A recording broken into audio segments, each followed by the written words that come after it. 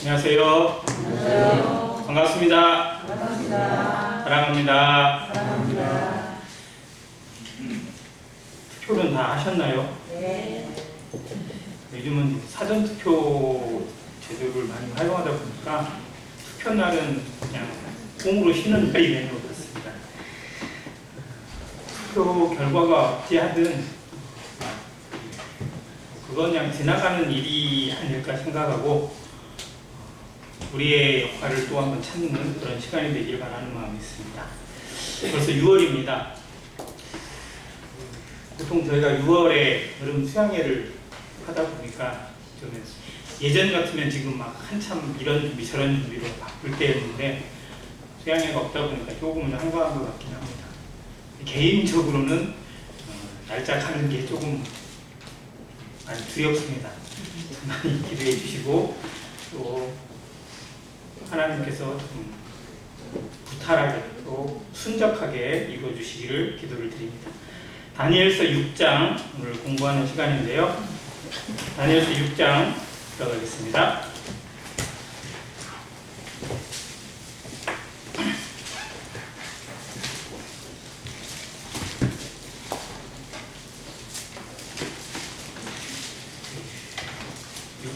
시작하는 앞부분에 보면 아마 파란 글씨로 작은 글씨로 이 성경 부분의 주제 이런 게 써 있을 거예요. 뭐라고 써 있나요? 다니엘. 그리고 연도가 써 있죠. BC 538년경 이렇게 써 있습니다. 주전 538년은 이스라엘 민족에게 있어 아주 대단히 중요한 해입니다. 포로로 잡혀갔던 이스라엘 민족 3번에 걸쳐서 포로로 잡혀갔는데 하나님의 극적인 은혜로 또 고레스 왕의 칙령에 의해서 포로 귀환을 하는 제1차 포로 귀환이 이루어지는 해가 바로 BC 538년입니다. 유대 민족에게 있어서 최고의 어떻게 보면 은혜를 입은 날이에요. 지금 그때 살고 있는 유대인 당사자들에게 그리고 포로로 와서 그 세대가 지나고 다음 세대가 되는 사람들에게 있어서는 결코 잊을 수 없는 최고의 날입니다. 최고의 순간이에요. 저전에 애굽에서 포로 생활하다가 풀려나서 가나안 땅에 들어가던 애굽 땅을 나오던 그 시절의 율법과 은혜를 기억하고 있는 유대인들의 입장에선 다시 자기들의 실수로 우상 숭배와 하나님을 경외하지 않으므로 나라가 멸망하고 성전이 무너지고 정말 모든 걸 빼앗기고 포로로 끌려왔는데 다시 하나님이 기회를 주셔서 회복할 수 있고 돌아가서 성전을 지을 수 있는 기회를 얻잖아요. 그런 의미에서 보면 정말 이스라엘 민족 최고의 순간입니다. 그 최고의 순간에 다니엘은 과연 어떤 일이 있었나? 그걸 누구보다도 기뻐하고 누구보다도 기도했을 다니엘. 그렇잖아요. 다니엘은 1차 포로로 끌려갔던 포로 시대의 모든 걸 대면하는 사람인데 그 포로 귀환이 이루어지는 순간에 본인은 귀환을 못합니다. 한번 생각해보세요. 얼마나 가고 싶었을까요? 다니엘 입장에서. 1차 포로로 끌려와서 어린 시절에 와서 이제 노년이에요.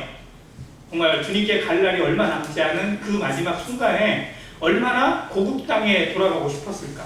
그 예루살렘을 바라보고 무너진 성전이 회복되는 걸 얼마나 보고 싶었을까? 그런데 정작 본인은 못 돌아갑니다. 그런 의미에서 보면 모세가 가나안 땅에 들어갔어요? 못 들어갔어요? 못 들어갔죠. 얼마나 들어가고 싶었어요. 그래서 그거를 계속 기도를 했습니다. 3번이나. 아마 그 기도 못지않게 다니엘도 그런 마음이 있었을 거라 생각이 되어져요. 그런데 하나님은 허락하지 않으세요. 모세에게는 뭐라고 하셨냐면 그만해도 족하니 이 일로 다시 내게 기도하지 말라고 하셨어요. 아주 이런지아에 거절하셨어요. 우리 표현에는 단칼에 잘라버리셨어요. 그리고 모세는 그 하나님의 거절을 오히려 하나님의 은혜로 받고 그리고 다음 세대에게 후손들에게 후배들에게 무엇을 남길 것인지에 자기 일생의 그동안의 경험을 다 모아서 신명기라는 유언서를 남기게 됩니다. 자, 다니엘도 못 돌아가요. 그런데 다니엘의 삶을 거기에 붙들어 두시는 하나님의 뜻이 있겠죠. 우리의 원함대로 되지 않지만 하나님이 그렇게 행하시는 건 우리가 생각하는 것 이상의 것이 있기 때문에 그렇게 하시는 겁니다. 그것을 다니엘은 아마 통찰했을 것이고 그 가운데 감사하면서 어떠한 모습으로 이 역사를 기록할 것인지, 하나님의 예언을 어떻게 다음 세대에게 알려줄 것인지, 우리 민족이 하나님 앞에 어떻게 살아가야 할 것인지를 남기는 그런 선지자적 관점을 보여주게 됩니다. 그게 이 538년이에요. 근데 개인적으로는 538년의 다니엘은 정말 어떻게 보면 최고의 치욕스러운 그런 상황을 맞이하기도 합니다. 자, 그런 상황을 한번 생각하면서 같이 본문을 잠깐 보겠습니다. 다리오가 자기의 뜻대로 고관 120명을 세워 전국을 통치하게 하고 또 그들 위에 총리 셋을 두었으니 다니엘이 그 중에 하나이다. 이는 고관들로 총리에게 자신의 직무를 보고하게 하여 왕에게 손해가 없게 하려 함이었더라. 자, 새로운 왕조가 시작되고 그거를 어떻게 보면 대리 통치하는 사람이기도 하는데, 다리오가 그 나라를 다스리면서 어떤 통치 방식을 세웠냐면 자기 혼자 다 못하니까 전국에 120명의 고관을 둬요. 어떻게 보면 이제 우리로 얘기하면 도지사급 정도 되는 사람들이에요. 그러니까 이 메대와 바사 지역이 얼마나 넓었냐면 도가 120개 정도 되는 거죠. 우리나라에 몇 개 도가 있죠? 도로 따지면 혹시 아세요? 지금 투표할 때 나오는 행정구역 나오죠? 예? 총 몇 개 나와요 지금 우리나라? 세종까지 포함해서 16개 나오죠. 16개. 그래서 뭐 15대 1이냐 16, 뭐 14대 2냐 뭐 그걸 따지고 그러잖아요. 근데 남한 총 16개로 구분해서 합니다. 근데 지금 16개가 맞는지 안 맞는지 정확히 잘 모르겠어요. 전남 광주가 합쳐지고 막 이런 바람에. 근데 아무튼 120개 도로 나누어요. 그러니까 그 광역 지역이 얼마나 광활하고 넓은지를 보여주는 숫자입니다. 자, 그 120명의 도지사들을 다 파견해서 그걸 다스리게 하는데 그들을 다 취합하고 또 어떻게 관리하고 통제하는 사람 총리를 3명을 둡니다. 자, 이 3명을 두고 각각 보고를 받게 하고 또 지시를 하게 하고 합니다. 왕은 어떻게 보면 그 총리들만 제대로 관리하면 되죠. 자, 그런데 그 중에 다니엘이 총리 중에 한 명이에요. 이 글씨는 우리는 그냥 다니엘이 총리가 됐구나 이렇게 생각할 수 있는데 이건 있을 수가 없는 일입니다. 실상. 왜냐하면 바벨론이 멸망을 했어요. 패망을 했잖아요. 자, 그럼 다니엘은 따져보면 바벨론 사람이에요? 페르시아 사람이에요? 유대인 사람이지만 어디에 속한 사람이에요? 바벨론에 속하잖아요. 바벨론 그 초기에 포로로 잡혀와서 거기서 왕한테 신이 먹고 벼슬도 하고 또 높아지기도 하고, 그 본문 우리가 공부한 본문에 보면 느부갓네살이 다니엘을 어디까지 높였냐면요, 그 박사들 있잖아요. 뭔가를 점을 치고 뭔가 예언하고 이런 박사들의 대장으로 세워놨단 말이에요. 그러니까 고관 대장이었어요. 거기서 높은 벼슬을 했습니다. 왕한테 인정받았어요. 심지어 벨사살은 자기 예언을 해석했다고 자기 다음 통치자를 세웠어요. 그 자기 옷을 입혀줬어요. 그 정도예요. 멸망 직전이지만. 자, 그러면 그런 사람, 거기서 고관대장을 하고 왕의 신임을 얻고 충성된 사람, 이 사람이 정권이 바뀌었어요. 그러면 다시 총리가 될 수 있다? 절대 안 되죠. 거기에서 무슨 반항을 하다가 귀향을 갔다든지 거기서 억울한 누명을 써가지고 옥고를 치렀다든지 이런 사람은 다음 왕조가 복위를 시켜주지만 거기서 누릴 거 다 누린 사람은 어떻게 써먹어요? 안 되잖아요. 그러니까 당연히 제거 대상인데 여기서 총리로 세워놨다는 거예요. 어떻게 보면 있을 수 없는 일이 이 다니엘에게 일어났습니다. 그것도 다니엘이 젊어요? 늙어요? 지금 이쪽에 나이로 따져보면 거의 어느 정도 가깝다? 80은 헐짝 넘었고 90 가까이 갑니다.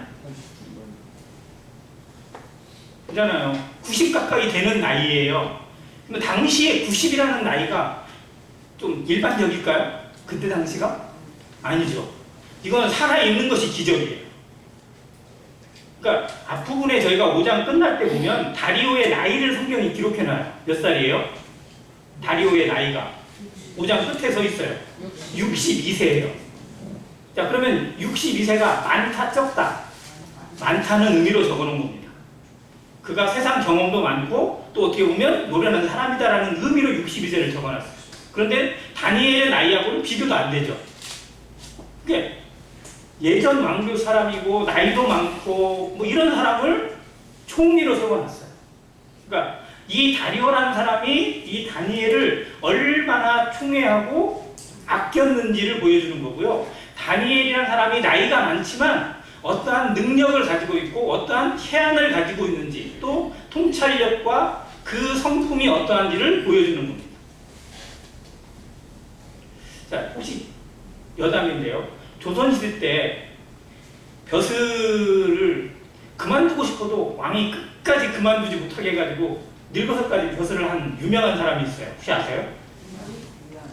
조선시대 이왕이요? 황희정승. 황희정승은요 사직서를 본인이 사직서를 13번인가를 냈대요. 나 이제 그만하겠습니다. 근데 세종대왕이 맨날 막 그러시는 거예요. 안 된다. 더 해야 된다. 그래서 결국은 관직 생활만 약 70년을 했다고 합니다. 그러니까 젊어서부터 그 벼슬에 들어갔었거든요. 고려 말에서부터. 그런데 세종대왕 때까지 중간 주구장창 이렇게 했던 사람이 황희정승이라고 알려졌는데 다니엘이 다 그런 모습 같아요. 그러니까 그만큼 능력을 인정받습니다. 자, 그런데 문제는 왕이 총애를 하면 할수록 문제가 생겨요. 무슨 문제가 생길까요? 자, 왕이 정말 막 총애를 하고 막 이렇게 씁니다. 그러면 당연히 어떤 사람이 생겨요? 시기하고 미워하고 암투하고 질투하는 사람이 당연히 생깁니다. 그렇잖아요. 여성들도 어떤 학원에서 너무 예쁘다, 너무 착하다 막 이런 얘기를 하면 당연히 막 그 레이저가 우리 가죠. 뭐가 잘생겼어 막 이러면서 연예인들도 아마 그런 일들이 많을 겁니다. 그런데 다니엘은 어떻게 보면 미움을 받을 수밖에 없는 상황이기도 해요. 그렇잖아요. 그 다니엘을 미워하고 싫어하는 사람들이 대표적으로 누구냐면 주총리예요. 3명의 총리를 세웠는데 나머지 2명은 아마 이 바벨론이 아니라 페르시아에 좀 협력을 하고 거기에서 뭔가를 했던 사람들일 겁니다. 그런데 자기들의 입장에서 보면 다니엘은 도저히 총리가 돼서도 안 되고 당연히 제거가 되든지 죽든지 해야 되는데 왕이 좀 이상해졌어. 그래가지고 총리를 세워놓고 심지어 자기들의 위까지 세워놨어요. 그러니 이 2명이 작당을 해가지고 야 어떻게든 쟤를 죽여야겠다. 그래야 우리가 한다. 그리고 나머지 그 보고를 받는 그런 고관들도 역시 다니엘을 껄끄러합니다. 다니엘을 껄끄러하는 이유 중에 하나는 어떤 걸까요? 다니엘을 이 밑에 있는 고관들이 싫어하는 이유. 이 첫 번째는 뭐냐면요. 여기 뒤에 나와요. 민첩하여라고 하는 기록이 써 있는데요. 성경에. 자, 민첩하다라는 거는 어떤 사람에게 주로 쓰죠? 이 사람 진짜 민첩해. 그럼 주로 어떤 사람이에요? 자, 여기에서 우리 여기 쭉 모여있는 성도들 중에 이 형제는 참 민첩한 것 같아 라고 쓸 수 있는 형제 누구 있어요? 예? 제가 보기에는 조성주 형제예요. 저는 전혀 민첩하지 않습니다. 자, 민첩하다는 의미는요, 주로 운동력이나 어떤 그 예지력이나 또 순발력이나 뭐 이런 것들에 대한 생각을 젊은 사람한테 써야 돼요. 그런데 다니엘에게 이 표현이 썼다는 게 어떤 의미냐면 다니엘은 어떻게 보면 정말 해안을 가지고 있는 거예요. 그래서 밑에 있는 부하가 혹 거짓 보고를 해도 그냥 어떻게 보면 뚫어보고 있는 것처럼 속을 막 다 간파하고 있는 것처럼 다 알아내버려요. 그래서 그 앞에서 거짓말을 할 수가 없어. 그런 상사 만나면 좋아요, 안 좋아요? 좀 적당히 넘어가야 되는데 그런 게 없어. 보고서에 보면 어떻게 보고서는 꼭 틀린 것만 잘 찾아내. 막 이런 사람 있잖아요. 자, 그는 그런 걸로 정말 다니엘과 같이 일하기를 힘들어하고 어려워하는. 그런데 나라 입장에서 보면 이런 사람이 어때요? 진짜 귀한 사람이고 필요한 사람이죠. 그러니까 우리나라에 그 공무원이나 또 장관이나 뭐 이런 차관이나 이런 걸 하는 사람들이 이런 사람이어야 돼요? 아니면 대충 그냥 얼렁뚱땅 하고 그냥 하든지 말든지 뭐 이런 식으로 가야 돼요? 이런 사람이어야 돼요. 그래야 나라가 잘 돌아가는 거고 국민들이 편안해지는 거죠. 그러니까 왕은 당연히 좋아할 수밖에 없어요. 그런데 그 밑에 있는 공무원들의 입장에서는 너무 귀찮은 일이 많아요. 그런 상황입니다. 자, 그때의 사절에 보면 이에 총리들과 고관들이 국사에 대하여 다니엘을 뭐 할 근거를 찾는다고요? 고발할 근거. 왜 고발하고 싶어요? 없애버리고 싶어요. 치워버리고 싶어. 자, 그런데 아무리 찾고자 했으나 허물을 찾지 못하였다. 이게 자, 지금 여기에 있는 사람들이 전부 다 합치면 약 120명 좀 넘는 사람들이에요. 똑똑하다고 하는 사람들이. 자, 이 사람들이 다니엘을 이리저리 조사하고 막 뒤집는다. 뭔가 문제가 있을 거다. 뭔가 잘못한 게 있을 거다. 실수가 있을 거다. 이런 거를 찾아내려고 해요. 그러면 찾아져요? 못 찾아요? 자, 우리나라에서 청문회를 합니다. 청문회를 해요. 뭐 장관 청문회하고 뭐 총리 청문회하고 뭐 검찰총장도 청문회하고 그러잖아요. 예를 들어 청문회를 하면 처음에는 그 사람에 대해서 정말 그 사람 괜찮아 이렇게 나오는데 나중에 어떻게 돼요?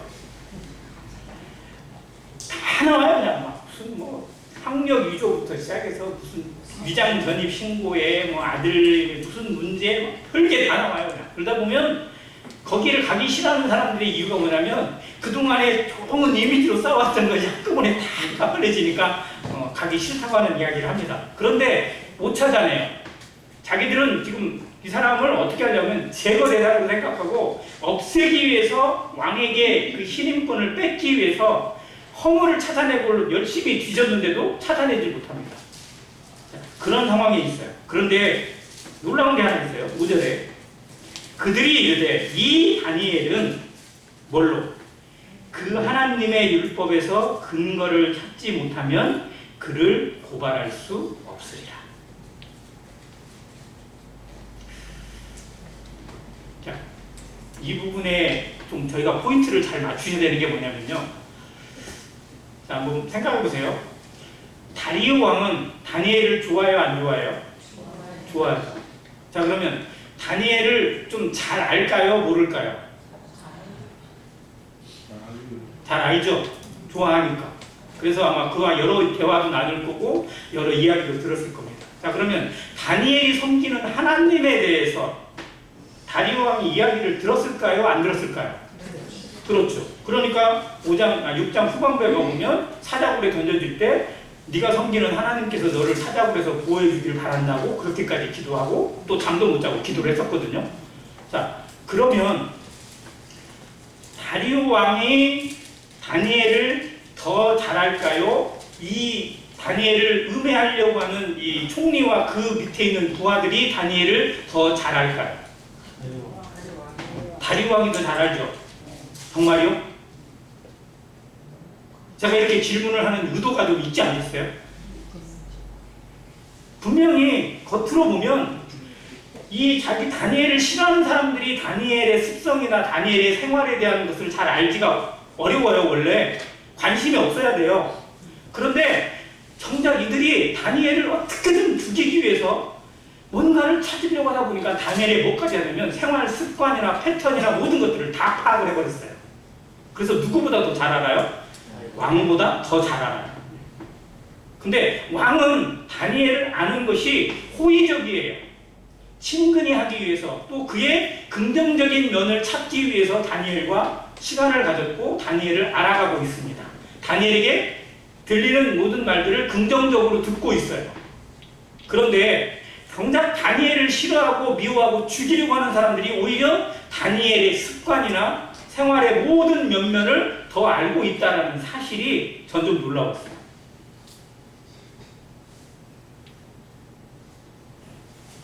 자, 거꾸로 질문입니다. 저희가 잘 교제하는 성도들, 우리가 뭐 매주에 만나고 또 어떻게 보면 얼굴도 알고 가족도 알고 모든 걸 다 아는 것 같은 이 성도들이 있는데 성도들이 저를 더 잘할까요? 사단이 저를 더 잘할까요? 이게 그 질문이에요. 이해되세요? 성도들이 성도를 잘 알죠. 그런데 실상은 누가 더 잘한다? 사단 마귀가 더 잘 알아요. 왜요? 뭐 하려고 알아요? 무너뜨리려고. 어디서 건드려야 되는가? 무슨 약점을 가지고 있는가? 어떤 문제가 있는가? 이거를 알아내야 되기 때문에 사단이 계속 파헤칩니다. 뭐처럼? 우는 사자처럼. 삼킬 자를 찾고 있어요. 여기 이 대목입니다. 이들이 다니엘을 얼마나 관찰을 했는지 왕의 다니엘을 아는 것보다 더 잘 알아요. 그래서 어떻게 얘기하냐면 이 다니엘은 다른 걸로는 못 무너뜨린다. 뭘로? 하나님에 대한 신앙으로 무너뜨려야 된다. 왜? 이 사람은 다른 거하고는 뭐 어떻게든 하나님에 대한 것에서는 절대 타협이 없는 사람이니까 그걸로 허점을 잡아야 되고 그걸로 함정을 파야 된다라는 걸 자기들이 결론을 냈어요. 이 사람들 똑똑해요? 안 똑똑해요? 어떻게 보면 똑똑하잖아요. 자, 사단은 지혜로워요? 멍청해요? 지혜로워요. 우리의 지혜로, 우리의 능력으로 사단을 이겨낼 수 있다, 없다? 없다는 겁니다. 왜? 우리가 사단을 아는 것보다 훨씬 더 사단이 우리를 더 잘 알아요. 나에 대해서. 내가 가지고 있는 습관이나 모든 면면을 주님보다는 모르겠지만, 하나님보다는 모르겠지만, 정말 관찰해놓고 파악해놓고 있다니까요. 그래서 쟤는 어디를 건드려야 되는지, 그 아킬레스건이 뭔지, 약점이 무엇인지 알고 있어요. 그래서 수시로 찔러요. 이걸 성경에서 화전이라고 합니다. 에베소서 6장에 나와 있는 불화살이라고 돼 있어요. 가끔 쏴요. 이렇게 한 번씩 쿡 찔러요. 그것에 반응을 하니까요. 그것에 넘어가니까. 그래서 평상시에는 아무렇지 않고 괜찮다가도 어느 한 부분에 딱 건들고 나면 그 사람의 감정이 튀어나오게 되고 그 사람의 생각이나 육신적인 것들이 툭툭 튀어나오게 되는 그런 습관을 가지고 있다는 겁니다. 그걸 누가 안다고요? 사단 마귀가 알고 있어요. 그래서 우리는 주님의 보호가 없으면, 주님의 그 온전하신 사랑이 없으면 우리는 반드시 넘어지게 되어 있어요. 장담해서는 안 됩니다. 누구도 장담할 수가 없고요. 그리고 그 사람이 혹 실수가 할 때 그럴 줄 몰랐어 이런 말도 할 필요가 없어요. 왜? 사람이기 때문에. 사단이 건들기 시작하면요 반드시 넘어지게 되어 있고 반드시 찔림받게 되어 있습니다. 중요한 건 그런 상황까지도, 그런 모든 것까지도 하나님은 알고 계신다는 거예요. 그걸 허락하신다는 겁니다. 그래서 우리가 함부로 판단하기보다도 더 지켜보고 하나님께 기도해야 되는 이유가 뭐냐면 그 사람이 앉고 일어서고 넘어지는 것도 누가 허락하신다? 하나님이 허락하시기 때문에 그렇습니다. 자, 그들이 이렇게 회의를 하고 결론을 내려요. 그리고 이 다니엘을 넘어뜨리는 방법은 이거다. 그리고 아이디어를 내요. 정말 저는 여기서 이 사람들의 IQ가 도대체 얼마나 될까요? 대단하지 않아요? 자, 그들이 누구에게 찾아갑니까? 다리오 왕에게 찾아가요. 왕에게 찾아가지고 왕이여 만수무강하옵소서. 예전 성경은 만세수를 하옵소서 써 있어요. 자, 만수무강하옵소서. 그런데 기분 나쁜 왕이 있어요, 없어요? 없죠. 건강하십시오라고 하는데 기분 나빠. 이런 사람 아무도 없어요. 자, 그런데 거기다 대고 뭐라고 하냐면 다 우리가 의논을 해봤는데 왕이 얼마나 이 나라에 중요한 분입니까? 우리나라에 없어서는 안 될 분이지 않습니까? 그래서 왕을 존귀하게 하기 위해서 우리가 좀 특별히 왕을 위한 이런 법을 한번 구상을 해봤습니다. 그래서 딱 제안을 해요. 7절 중반입니다. 곧이라고 써있는 부분이에요. 곧 이제부터 같이 한번 읽습니다. 시작. 곧 이제부터 30일 동안에 누구든지 왕 외에 어떤 신에게나 사람에게 무엇을 구하면 사자굴에 던져 넣기로 한 것이니이다.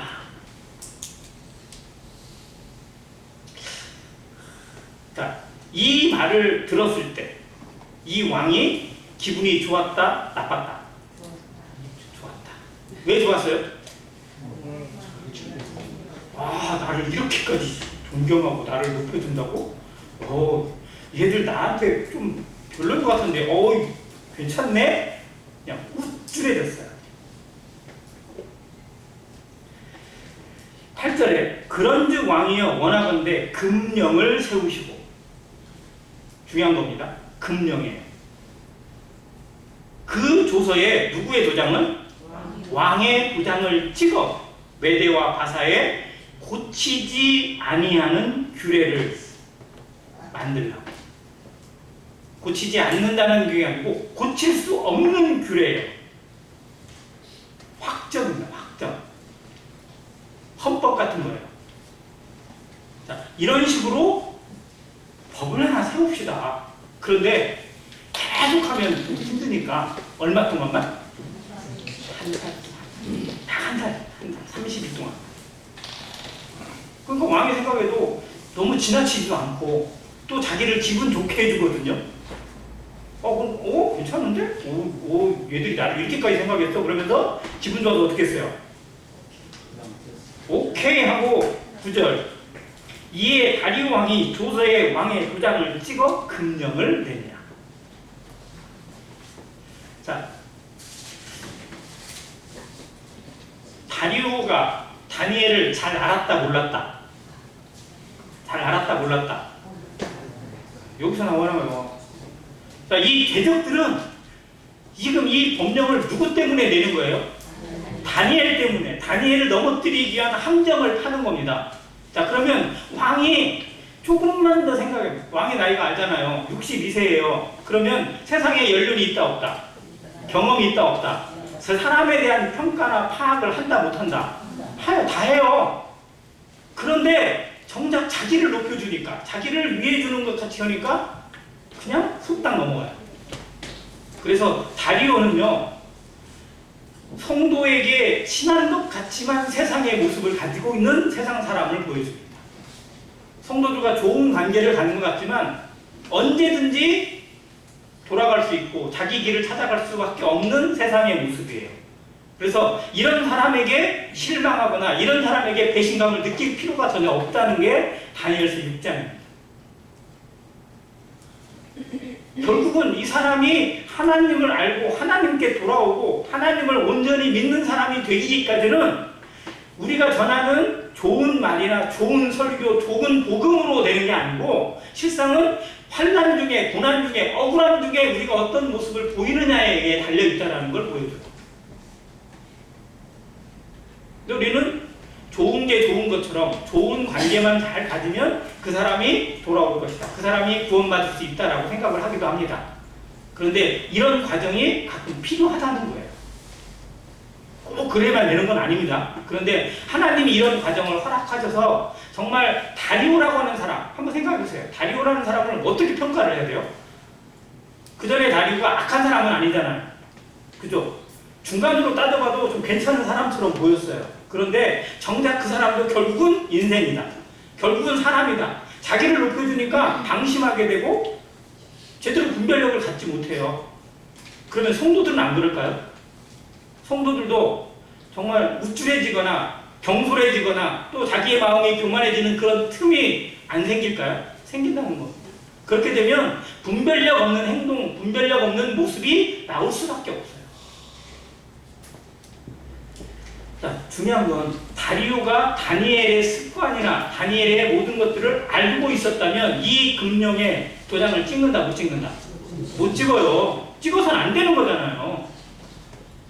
그러니까 정말 이들이, 이 총리들이나 이 고관들이 다니엘을 싫어하는 것을 왕이 알까요? 모를까요? 싫어하고 어떻게 보면 좀 막 좀 껄끄러워하는 걸 알까요? 모를까요? 알겠죠. 왜 모르겠어요. 그 정도의 경험이 있는데. 그런데 정작 다니엘을 찍어내기 위한 그런 함정이라는 걸 눈치 못했다는 건 이 사람도 인생이라는 거예요. 그냥 방심했다는 거죠. 자, 그리고 10절입니다. 이제 이 본문에서 제일 중요한 구절이에요. 같이 읽습니다. 10절 시작. 다니엘이 이 조서에 왕이 도장이 찍힌 것을 알고도 자기 집에 돌아가서는 윗방에 올라가 예루살렘으로 향한 창문을 열고 전에 하던 대로 하루 3번씩 무릎을 꿇고 기도하며 그의 하나님께 감사하였더라. 자, 이 전체가 정말 너무 감동인데요. 그 중에 정말 성도님들의 마음속에 제일 큰 감동을 주는 단어 하나만 찾아보세요. 하루 3번? 네. 또? 전에 하던 대로. 네?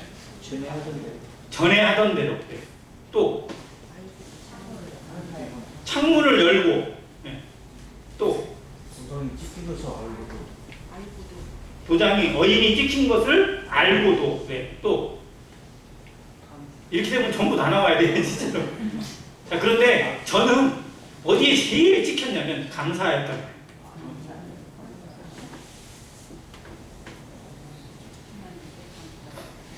자, 이 상황은 감사할 수 있다, 없다? 감사가 돼야 안 돼요, 이 상황은? 감사가 나오면 이상하죠. 자, 다 같았으면, 우리 같았으면 어떻게 했을까? 자, 도장을 찍혔어요. 금령이 내려졌어요. 자, 이것이 누구를 위한, 누구를 찍어내기 위한, 나를 찍어내기 위한 이들의 함정이라는 거, 모함이라는 거, 알까요, 모를까요? 다니엘이 알죠? 바로 알아요, 그냥. 얼마나 나를 죽이고 싶었는지, 뭐 이걸 보면 다 알고 있으니까. 자, 그런데 그것이 함정이라는 걸 왕이 알고도 도장을 찍었을까요? 아니죠. 몰랐으니까 찍었겠죠. 자, 그러면 다니엘이 원래 뭐 해야 돼요? 제일 먼저 집에서 기도하기 전에 누구를 찾아가야 돼? 왕을 찾아가야 돼. 그게 우리가 생각하는 순서의 원칙이에요. 잘못된 거니까. 우리는 잘못된 걸 보면 또 잘못된 것이 나랑 연결되어 있잖아요. 그러면 참을 수가 없어요. 참아서는 안 돼요. 이건 분명히 잘못된 거, 이건 하나님의 뜻이 아니다라는 거예요. 그래서 이것에 대해서 따져서 고쳐야 돼요. 바꿔야 돼요. 그래서 누구를 이야기를 하냐면 왕에게 찾아가서 이야기합니다. 왕이요, 이거 잘못된 부분입니다. 왕이 지금 속았습니다. 저들이 나를 죽이려고 지금 이렇게 하는 겁니다. 라고 이야기하는 게 우리예요. 납니다. 저 같으면 그렇게 해요. 그래서 다니엘과 내가 다릅니다. 그래서 다니엘서가 성경에서 주는 정말 특별한 성경이기도 합니다. 우리 아닐 것 같죠? 나는 절대 그렇게 안 할 것 같죠? 나는 다니엘처럼 창문 열고 집에 가서 기도하고 감사할 것 같죠? 근데 정말 그렇게 나오던가요?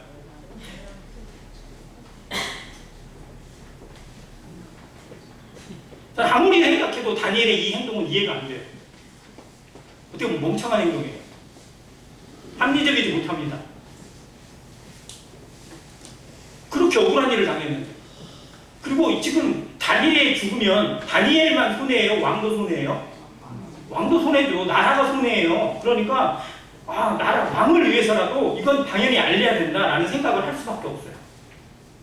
그런데 다니엘은 이런 방구도 단 한마디도 왕에게, 아니 속으로도 생각을 안 해요. 자기가 직접 얘기 못하면 상소문이라도 쓸 수 있잖아요. 예를 들어서. 그런데 그렇게 하지 않습니다. 그러고도 집에 돌아가서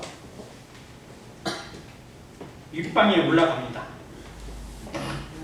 자, 여기서부터 이제 정말 이해할 수 없는 행동들이 계속 나와요. 자, 왕의 조서에 찍혀 있습니다. 자, 앞으로 얼마 동안? 앞으로 한 달 동안, 30일 동안 왕이 아닌 다른 사람에게 기도를 하거나 신에게 기도를 하는 건 왕을 대신하는 거고 사자굴에 던져진다. 자, 그러면 잠깐 쉬면 돼요. 얼마 동안? 한 달만 쉬면 돼요. 안 그래요? 그 생각이 안 들까요? 자, 한 달 동안만 쉬어. 그런데 한 달 동안 기도를 쉴 수는 없으니까. 자, 어떻게 기도하면 돼요? 아니, 문 안 닫아도 돼. 그냥 속으로 기도하면 돼요. 어떻게 알아? 안 그래요? 그 생각이 안 들까요? 한번 생각해보세요. 자, 나를 죽이기로 되어 있어요. 죽이겠다고 해서 달려들고 있어요. 자, 그런데 그 상황에 그래, 나 잡아가시오라고 그냥 그대로 보여주는 것이 지혜로운 거예요? 아니면 너희들이 그래도 안 돼 라고 하면서 그냥 안 보이게 속으로 기도하면 하나님이 안 들으세요? 하나님이 창문을 열고 해야 들으시니까, 그래야 진짜 기도니까 이렇게 기도하는 거예요? 아니잖아요. 그의 속마음으로, 그의 자면서 기도하든지 누워서 기도하든지 그런다고 하나님이 모르시는 것도 아니고, 그 상황을 너무 잘하시는 하나님께서 이해하지 못하실 것도 아닌데 전혀 타협하지 않아요. 저는 이게 너무 멍청해 보여요.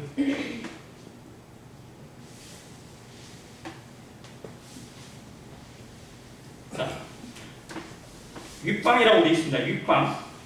자, 윗방이라는 의미가 우리나라의 건축 구조하고 또 그때 당시의 건축 구조의 차이점을 조금 이해하셔야 되는데요. 자, 그러면 아랫방이 있겠죠. 그러니까 이렇게 흔히 말해보면 아랫방은 그냥 살림하는 집이에요. 그럼 윗방은 뭐 하는 곳일까요? 윗방은 주로 사색하거나 기도하거나 책을 보거나 뭐 이러는 별도의 공간이에요. 그게 구약 성경이든 신약 성경이든 거기에 나오는 다락의 개념입니다.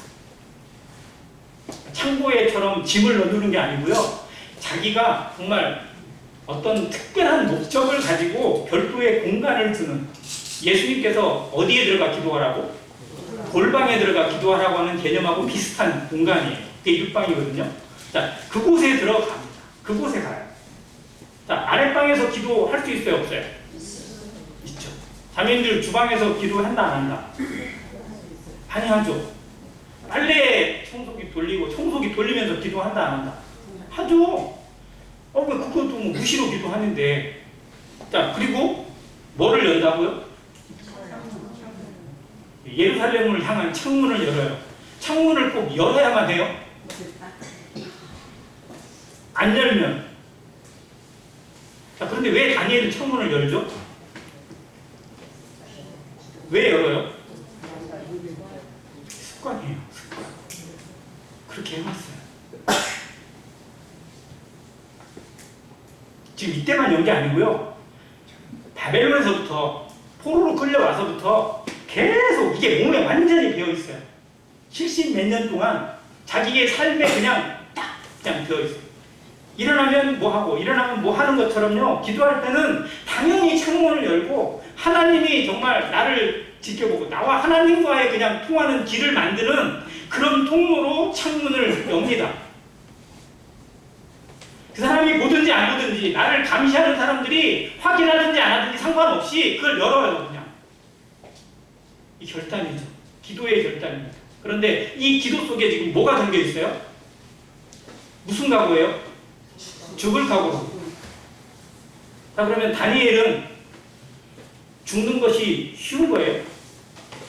죽는 것이 일도 아닌 거예요? 아니에요.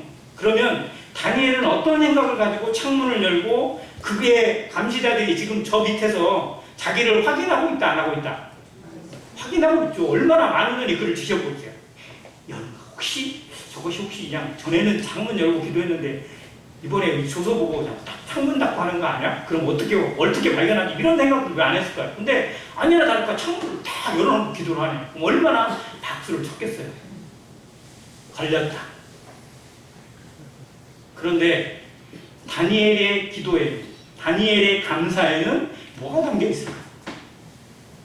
나를 싫어하고 나를 죽이려고 하는 원수들이, 사단 마귀가 나를 정말 극도로 싫어하는 세상에 어떻게든 나를 못 잡아서 안달인데 그 상황에 그래 나 잡아가려면 잡아가라, 나 죽이려면 죽여라 라고 자기를 내어주는 이 모습, 이게 바로 예수 그리스도의 십자가와 같은 정신이 아닐까요?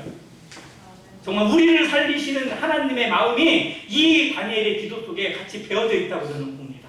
동시에 나의 인생은 너희의 것도 아니고 왕의 것도 아니고 내 것도 아니다. 누구의 것이다? 하나님의 것이다라는 걸 확인하는 사람입니다.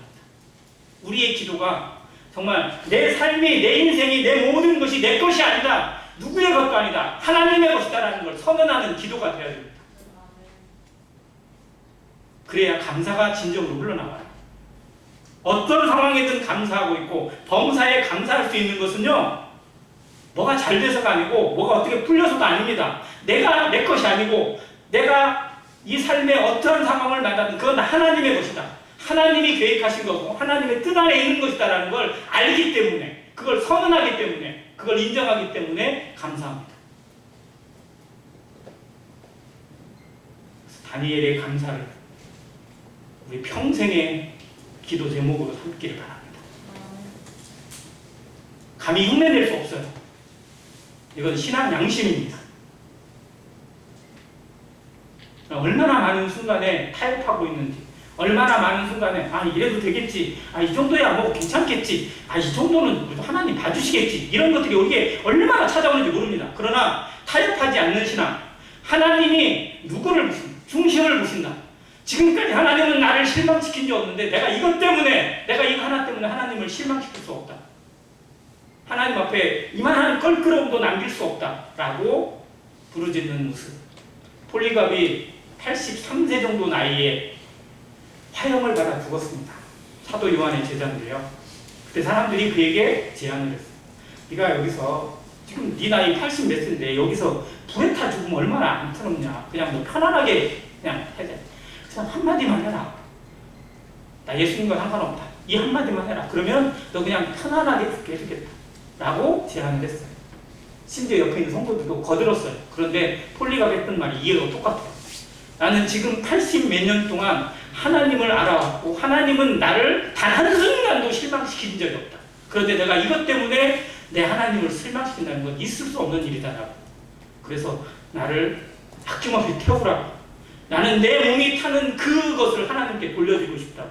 내 마지막 예배가 되게 하고 싶다고 얘기하고 불에 다 죽었습니다. 다니엘의 이 각오들, 구약 성경에 수시로 나타납니다. 죽으면 죽으리라. 자기 아들을 하나님 앞에 번제로 드렸던 아브라함의 예배도 마찬가지고요. 아들 베냐민을 보내면서 내가 자식을 잃게 되면 이리로다라고 했던 야곱의 고백도 마찬가지고, 에스더가 죽으면 죽으리라 했던 고백도 마찬가지고, 다니엘이 창문을 열고 오히려 감사하며 기도했던 이 모습도 마찬가지입니다. 누구나 부러워하지만 쉽게 따라가기 힘든 그 길. 그러나 성도라면 정말 주님 앞에 결단하고 씨름해야 되는 길입니다. 과연 우리는 무엇 때문에 씨름하고 있고 무엇을 놓고 기도하고 있는지, 우리의 기도에 정말 하나님의 마음이 얼마나 담기고 있는지 결단하는 기도, 그리고 부활의 신앙을 바라보는 기도가 안양교회 모든 성도를 통해서 나타나기를 주님의 이름으로 간절히 기도합니다. 이상입니다.